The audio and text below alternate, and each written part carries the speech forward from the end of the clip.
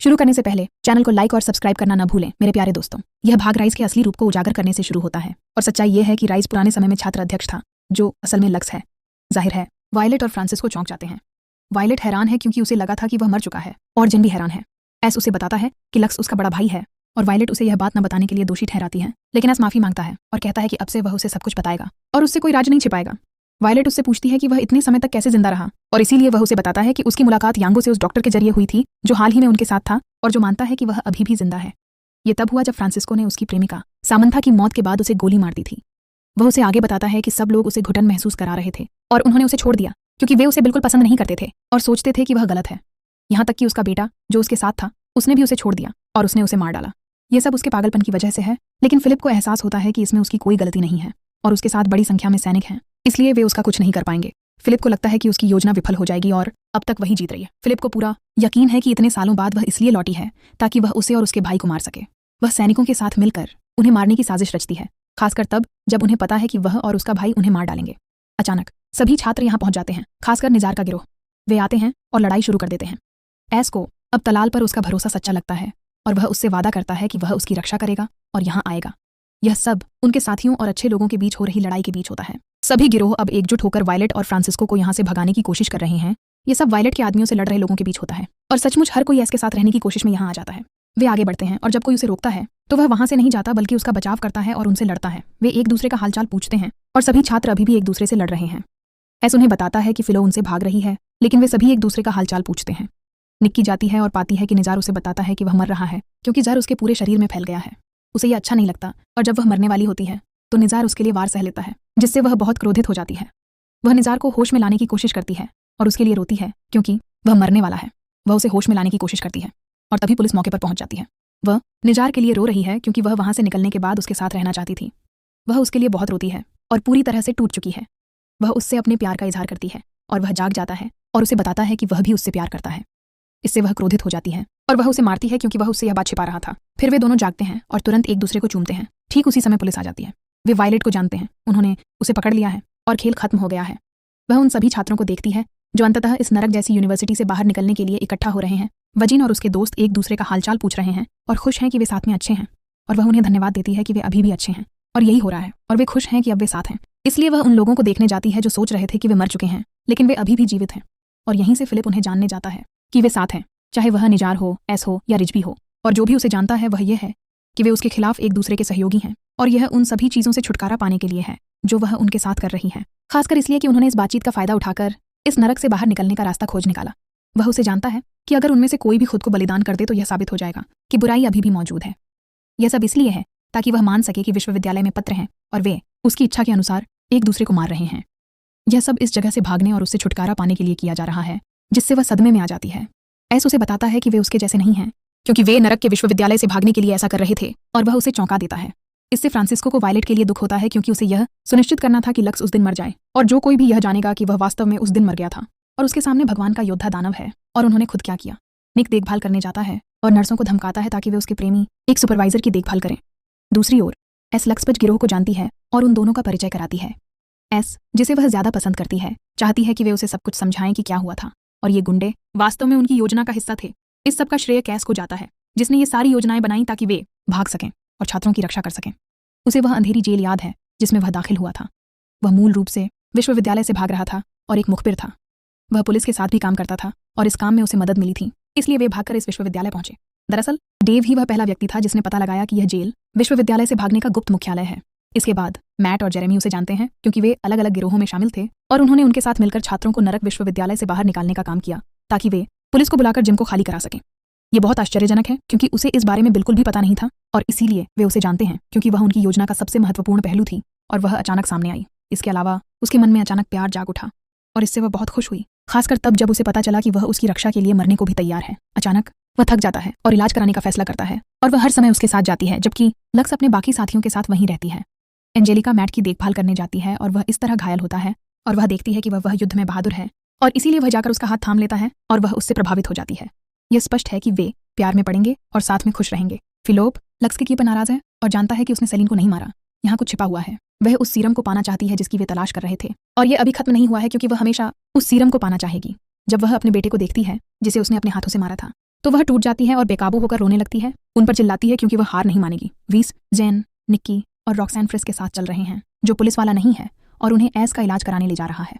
वे करीब आने लगते हैं और रॉक्सैन वीस को बताती है कि उसने उस व्यक्ति को मार डाला है जो उसे मारने की कोशिश कर रहा था और चाहती है कि वीस उसे धन्यवाद दे। लेकिन जैसे जैसे वे चल रहे होते हैं, निक्की को उस फ्रिस पर शक होता है जो उन्हें एक अनजान जगह पर लाया है। अचानक उसके हाथ से एक गर्भवती महिला की तस्वीर गिर जाती है और निक्की उसे उस पर बहुत शक होता है और उसे एहसास होता है कि उसके सभी दोस्त असल में उसके दोस्त नहीं हैं। फ्रिज पहले से ही उन लोगों के साथ एक सौदा कर रहे हैं जो उन्हें नकाब पहनाकर ले जाते हैं और उन्हें नशीली दवा देते हैं। लक्स को नहीं पता कि सेलिन को किसने मारा या ये सुनहरे नकाब वाले लोग कौन हैं। वह जाकर उन्हें बताने का फैसला करता है कि और भी खतरा है और मामला अभी खत्म नहीं हुआ है। वैन उसके साथ जाने का फैसला करता है लेकिन वह मना कर देता है।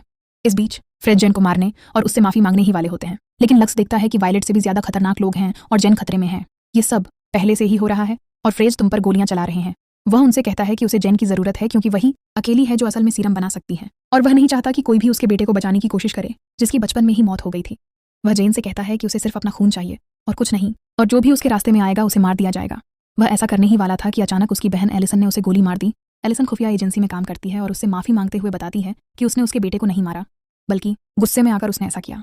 वह उसे धमकी देती है कि अगर उसने उसकी बहन को मारा तो वह उसे मार डालेगी। लेकिन जेन अपने आदमियों को एलिसन से लड़ने के लिए भेजता है जो एक कुशल लड़ाकू है और उन सबको मार गिराती है। जब एक संदेशवाहक उसे मारने आता है तो एस को गोली लग जाती है और जेन को गहरा सदमा लगता है। एलिसन उस गद्दार संदेशवाहक से लड़ने का फैसला करती है जो पहले से ही किसी और बीमारी से संक्रमित है और उसे हरा देती है। वह पूरी ताकत से उस पर हमला करती है और उसे बेहोश कर देती है। एलिसन बहुत दुखी होती है और जेन के साथ समय बिताने की कोशिश करती है जो एस के मरने के बाद उसके पास जाता है। वह चाहती है कि एस उनके साथ रहे, खासकर उनके जाने के बाद, और वह उससे किए वादे के मुताबिक उसके लिए गाना गाए। बीमार और मरते हुए भी वह उसके लिए गाना गा रहा होता है और एलिसन उस पर टूटकर रोती है। वह उससे अपने प्यार का इजहार करती है और एस भी उससे हमेशा के लिए प्यार करने का इजहार करता है। वह बेहोश हो जाती है और रोती रहती है। वह सदमे में है और उसे विश्वास नहीं हो रहा कि क्या हुआ। सभी छात्र आ जाते हैं और एल्सोन उसे ठीक होने के लिए निर्देश देने जाती है जिससे लक्सी का ध्यान उस पर केंद्रित हो जाता है। डॉक्टर उन्हें बताता है कि उसकी नब्ज अभी भी चल रही है और वे उससे एस को मौत से बचाने में मदद करने के लिए कहते हैं। जैन चिल्लाकर उससे कहती है कि वह उसके किसी भी अंग का इस्तेमाल करे, चाहे इसका मतलब उसकी मौत ही क्यों ना हो, बस एस को बचा ले। डॉक्टर मान जाता है और वे उसे उसकी प्रयोगशाला में ले जाने का फैसला करते हैं। वह उसे रक्त चढ़ाने के लिए वहां जाती है इस उम्मीद में कि वह खोए हुए रक्त की भरपाई कर लेगा और जीवित रहेगा। वह टूट रही है, रो रही है और डरी हुई है कि एस मर जाएगा क्योंकि वह पहले से ही बेहोश है। वे दोनों एक दूसरे को बचाना चाहते हैं। जैन एस के साथ बिताए सभी अच्छे पलों को याद करने लगती है। फिर हम कैट के पास जाते हैं जो कार्यालय में है। इस विश्वविद्यालय में उनके दुख के बारे में लिख रही है जहाँ कई बलिदान दिए गए थे और कैसे हर कोई उस आज़ादी का इंतजार कर रहा था जो आखिरकार मिली। वहाँ मौजूद छात्रों को पता था कि उस जगह को कैसे छोड़ना है और उन्होंने पीछे मुड़कर नहीं देखा। कुछ लोगों ने यहाँ से जाने के बाद नए सिरे से जीवन शुरू किया, जैसे एंजेलिका, और डेव ने माया के साथ रिश्ता भी शुरू कर दिया। लेकिन वहाँ मौजूद छात्रों के दृढ़ संकल्प ने ही तमाम मुश्किलों और कठिन परिस्थितियों को पार करने में कामयाबी हासिल की। यह आखिरी बार है जब वे सामान्य लोगों की तरह इस विश्वविद्यालय में आ रहे हैं, इस नरक जैसे विश्वविद्यालय के अध्याय को पूरी तरह से बंद करने और अपने आगामी स्नातक समारोह की तैयारी शुरू करने के लिए। भले ही वे जा रहे हैं, लेकिन कोई भी यह नहीं भूला है कि क्या हुआ था और वे यहाँ कैसे पहुंचे। फ्लक्स सोन से मिलता है और उसके बाद ड्रायर में खुश होता है। उसे उम्मीद नहीं थी कि वह फिर से आकर जैन को बचाएगी। यह स्पष्ट है कि वह उसे लंबे समय से जानता है और उसे अक्सर फोन करता है, लेकिन उसे यह पसंद नहीं है। इसलिए वह उसके पास जाता है और उससे कहता है कि वह उसका दिल जीतना चाहता था, जो कि स्वाभाविक है। अचानक जैन आ जाता है और वे दोनों एक साथ खुश होते हैं। सभी छात्र आ जाते हैं और रॉक्सैन भी आती है, लेकिन जैन अभी भी वह इस बारे में संवेदनशील है और फर्टिजी भी उसके करीब आने की चाह में आ जाता है। उसे यह पसंद नहीं है, लेकिन वह साथ आती है और उसे बताती है कि वह बहुत सुंदर है। फर्टिजी उससे पूछता है कि क्या वह अब भी मैट से प्यार करती है और इसीलिए उसे एस की याद आती है, और वह उसे बताती है कि अब वह एस से प्यार करती है। यहीं से उसके दोस्त आने लगते हैं और साथ में खूब हंसी मजाक करते हैं। ग्रेजुएशन की प्रक्रिया शुरू होती है। सबसे पहले लक्स, फिर जैन, रॉक्सैन और ल्यूक। वह जेन से बात करने जाती है कि वे इस जगह पर कैसे पहुंचे और यहाँ कैद कैसे हुए, और उनकी मौजूदगी उनके साहस की वजह से थी। जब वे एकजुट हुए तो उनका साहस एक हो गया और उसने सच्चे दोस्त बनना सीखा। वह कहती है कि एकमात्र नियम लड़ना था और बस यही था। वह एक ऐसी जगह पर रह रही थी जो नरक जैसी थी। सबसे बुरी बात यह है कि कोई भी अपनी मर्जी से प्यार नहीं करता, और उसने यह बात यहाँ अपने लगातार पीछा करने वालों के बीच सीखी जो उसकी तरक्की पर नजर रखते थे। वह उन्हें बताती है कि उस जगह पर उसका जीवित रहना सिर्फ प्यार की वजह से था और वह वहाँ प्यार के कारण ही रुकी रही और कुछ नहीं। इससे सभी लोग उससे बातचीत करने लगते हैं, उसकी बातों में सच्चाई देखते हैं और उसकी तारीफ करते हैं। फिर सुपर सुप्रीम आइसक्रेग आता है और उनसे बात करता है, उन्हें उस जगह पर झेली गई कठिनाइयों और यांगू के वहां से भागने के बारे में बताता है। वह सभी छात्रों का अभिवादन करता है और उन्हें वहां से निकलने पर बधाई देता है और सबके सामने जेन के लिए अपने प्यार का इजहार करता है। जेन पहले 10 स्नातकों के नाम घोषित करने का फैसला करती है जिनमें लक्स पहले स्थान पर है। वह सभी को बधाई देता है और एलिसन से कहता है कि वह उसका दिल जीतने के लिए कुछ भी करेगा, चाहे वह अपराध ही क्यों ना हो। ऐसा आता है और सभी को स्नातक होने पर बधाई देता है और वे सभी उस भयानक शुक्रवार से आखिरकार बच निकलने पर बहुत खुश होते हैं। यह सब वहां घटी सभी यादों के बाद होता है और मैट जैन को उसके प्रेमी के पास जाने की इजाजत देता है। ऐसा और लक्स उसे बताते हैं कि उसके शब्द सचमुच दयालु और सुंदर थे, जिससे ऐसा उसकी ओर ध्यान देता है। लक्स चाहती है कि वे एक दूसरे के साथ अच्छा व्यवहार करें और अपना ख्याल रखें। फिर वह एलिसन के पास जाता है और ऐसा और जैन तुरंत वहां से चले जाते हैं। इमारत आखिरकार बंद हो जाती है और अन्याय और नरक से मुक्त होकर सभी विश्वविद्यालय से निकल जाते हैं। हम जैन के पास जाते हैं, जो उसे बताती है कि वह उससे प्यार करती है लेकिन उससे नाराज है क्योंकि वह आजकल उस पर ध्यान नहीं दे रहा है। वह माफ़ी मांगती है क्योंकि वह उसे खोने से डरता था और उससे दूर रहता था, इस डर से कि वह उसके लिए अपनी जान कुर्बान कर देगी। वह कहती है कि वह उसे सुधारने के लिए कुछ भी करने को तैयार है और एंजेलिका वाली घटना के लिए उसे दोषी ठहराती है। वह इसे नज़रअंदाज करने की कोशिश करती है क्योंकि अब वह मैट के साथ है, जिससे मैट उसे कार से बाहर निकलने में मदद करता है। वह लंबे समय बाद पहली बार सड़क देखती है और बहुत खुश होती है। फिर वह उसे गले लगाता है, वह उससे अपने प्यार का इजहार करता है और वह रो पड़ती है। आखिरकार उस नरक जैसे विश्वविद्यालय से मुक्त हो जाती है। वे एक दूसरे को गले लगाते हैं, इस बात से बेहद खुश हैं कि वह आखिरकार आज़ाद हो गई है। वे दोनों अपने प्यार का इजहार करते हैं और अपने रिश्ते को संजोते हैं, कभी अलग नहीं होना चाहते। वह उसे भरोसा दिलाता है कि वह कभी किसी और से प्यार नहीं करेगा और वह भी कभी किसी और पुरुष से प्यार नहीं करेगी। वह उसे चूमने का फैसला करता है और वह बेहद खुश हो जाती है। वे विश्वविद्यालय में हुई हर बात को भूलना चाहते हैं। इससे उसे फूलों से सरप्राइज देने का फैसला करता है, लेकिन उसे अपने लिए एक संदेश मिलता है। वह हैरान हो जाता है और उसे पढ़ने का फैसला करता है।